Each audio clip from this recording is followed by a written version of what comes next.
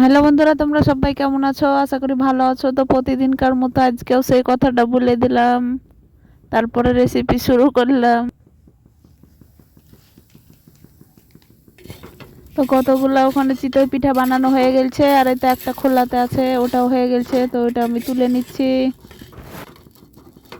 তো বন্ধুরা, এই তো আমি চিতই পিঠা বানাচ্ছি।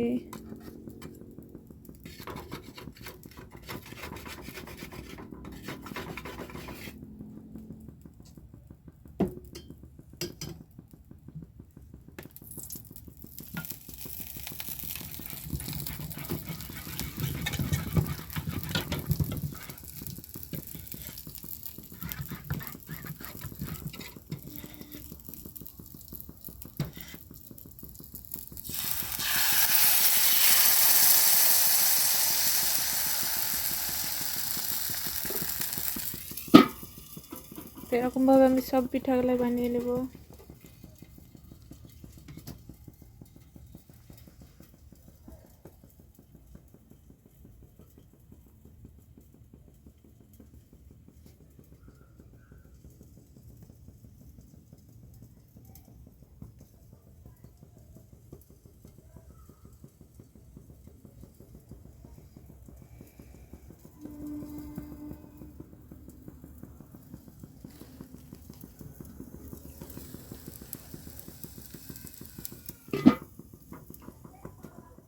তো বন্ধুরা, এই তো আমার শেষ পিঠাটা হয়ে গেল।